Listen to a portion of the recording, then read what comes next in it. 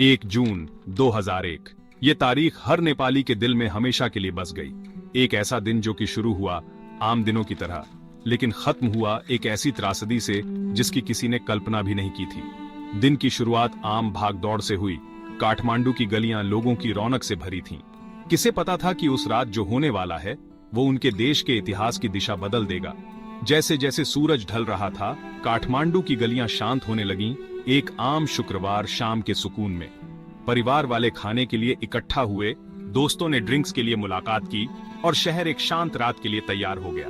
Narayan हिटी palace में शाही परिवार एक निजी समारोह के लिए इकट्ठा हुआ। ये खुशी का समय था, एक साथ आने और अपने रिश्तों का जश्न मनाने का। महल हंसी, संगीत और पारंपरिक नेपाली खाने की खुशबू से भर गया। लेकिन इस खुशी के मौके के नीचे एक काला साया मंडरा रहा था। उन्हें क्या पता था, नारायण हिटी पैलेस की दीवारें जल्द ही गोलियों की आवाज से गूंज उठेंगी और हंसी चीखों में बदल जाएगी। राजशाही, नेपाल की आत्मा हमेशा के लिए बदल जाएगी। उस रात की घटनाएं देश पर एक गहरा घाव छोड़ देंगी, एक ऐसा जख्म जिसे भरने में सालों लगेंगे। ये थी शाही नरसंहार की रात। हवा में चमेली की खुशबू फैली हुई थी, जो जल्द ही होने वाले खून खराबे के बिल्कुल विपरीत थी। हवा चमेली की खुशबू से भरी थी, एक ऐसी खुशबू जो हमेशा के लिए उन महल की दीवारों के भीतर हुई त्रासदी से जुड़ी रहेगी। महल के अंदर शाही परिवार इकट्ठा हुआ था, आने वाले कहर से अनजान। कमरे भव्य रूप से सजाए गए थे, उत्सव और आनंद का माहौल था। राजा वीरेंद्र, प्यारे राजा, बहुत खुश थे। उनकी उपस्थिति सम्मान और प्रशंसा का आदेश देती थी और उनकी हंसी संक्रामक थी। रानी ऐश्वर्या, सुंदर और राजसी गर्मजोशी से मुस्कुराईं। उनकी कृपा और शिष्टता स्पष्ट थी और उन्होंने शांत और खुशी की भावना बिखेरी। उनकी हंसी ने कमरे को भर दिया, उस तनाव को छुपाते हुए जो सतह के नीचे दुबका हुआ था। ये विरोधाभासों की रात थी, खुशी और बेचैनी आपस में गुंथी हुई थी।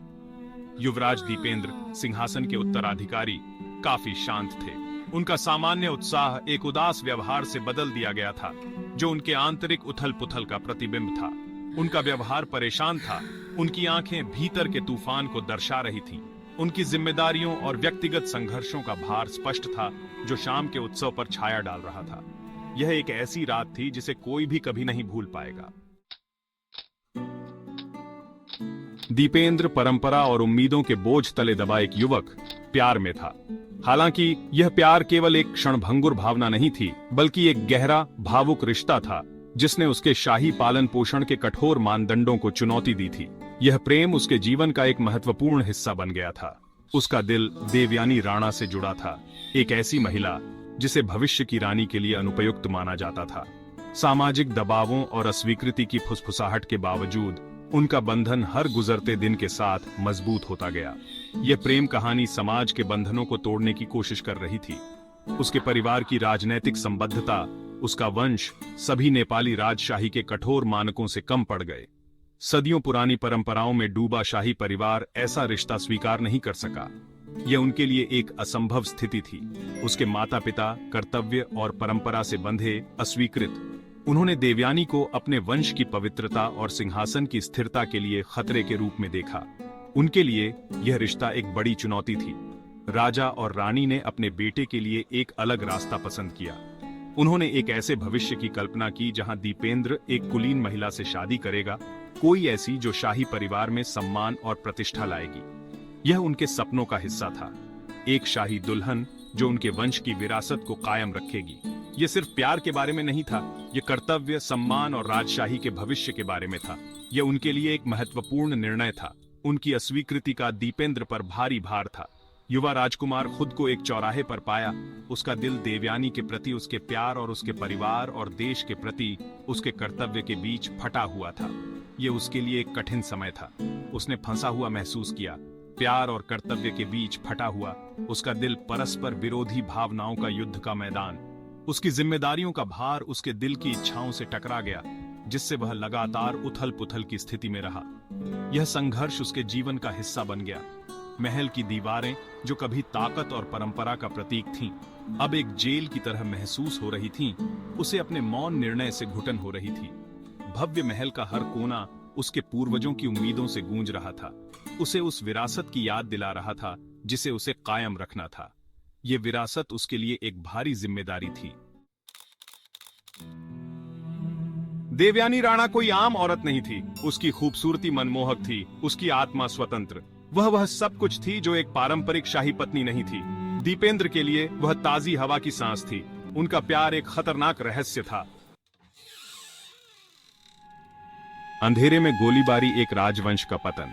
रात एक भयानक सन्नाटे से भारी थी, उस तरह की जो तूफान से पहले होती है।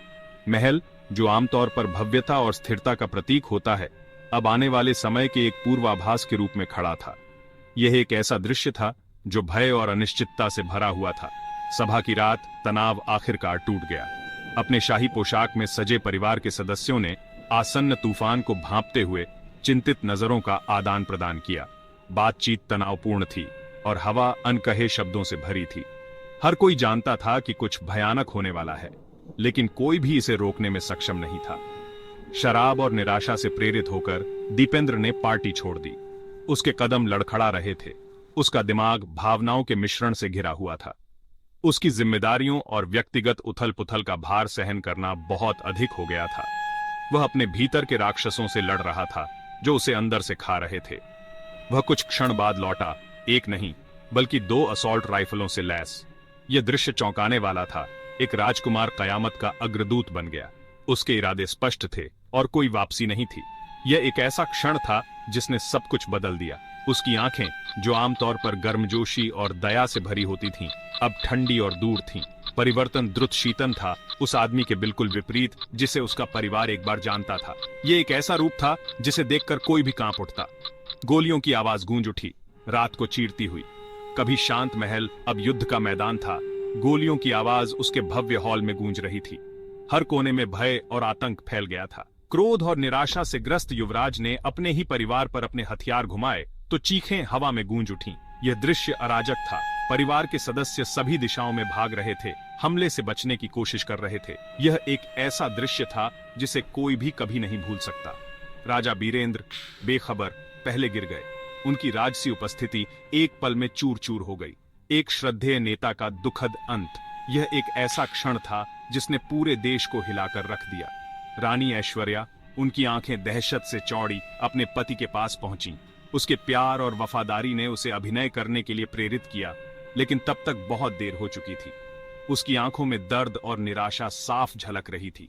वह भी अपने बेटे के क्रोध का शिकार हो गई। उसकी पीड़ा के रोने लगातार गोलियों की आवाज से दब गए। एक मां का दिल उसके ही बच्चे ने तोड़ दिया। यह एक ऐसा दर्द था जिसे शब्दों में बयां नहीं किया जा सकता। वह कमरा, जो कभी हंसी और संगीत से भरा था, अकल्पनीय नरसंहार का दृश्य बन गया। पलटे हुए फर्नीचर और बिखरे हुए मलबे ने उस रात की कहानी बताई जो हमेशा के लिए इतिहास के इतिहास को सताएगी। यह एक ऐसा दृश्य था जो कभी भुलाया नहीं जा सकेगा। दुख का बगीचा, निराशा का अंतिम कार्य। अपने पीछे लाशों का निशान छोड़कर दीपेंद्र कमरे से बाहर लड़खड़ा गया। उसने महल के बगीचों का रास्ता बनाया जो अब उसके परिवार के खून से सना हुआ शांति और ट्रैंक्विलिटी का स्थान था। वहां चांद की ठंडी रोशनी में उसने बंदूक अपने ऊपर घुमा ली। उसकी आत्महत्या, हताशा का अंतिम कार्य ने केवल रहस्य को गहरा कर दिया। क्या यह पछतावा था या उसे हमेशा के लिए चुप कराने के लिए एक सोची समझी चाल? उस रात के अंधेरे में खोए हुए जवाब हमेशा के लिए राष्ट्र को सताएंगे। शोक में डूबा राष्ट्र, कानाफूसी और सवाल। नरसंहार की खबर ने नेपाल में सदमे की लहर दौड़ा दी। लोग दुख और अविश्वास में एकजुट होकर सड़कों पर उतर आए। उनका प्यारा शाही परिवार, स्थिरता और आशा का प्रतीक, इतनी अचानक कैसे जा सकता है? राष्ट्र शोक में था, दुख और भ्रम के कफन में लिपटा हुआ था। साजिश की फुसफुसाहट फैलने लगी। आधिकारिक बयान कि दीपेंद्र पूरी तरह से जिम्मेदार था को संदेह के साथ देखा गया। परिस्थितियां बहुत असंभव थीं, मकसद बहुत व्यक्तिगत था। जनता जवाब चाहती थी, आधिकारिक कहानी से परे स्पष्टीकरण मांग रही थी। महल की दीवारें, जो कभी अभेद्य थीं, अब झरझरा लग रही थीं। ऐसे रहस्य छुपा रही थीं जिनसे उनके समाज के ताने बाने के उजड़ने का खतरा था।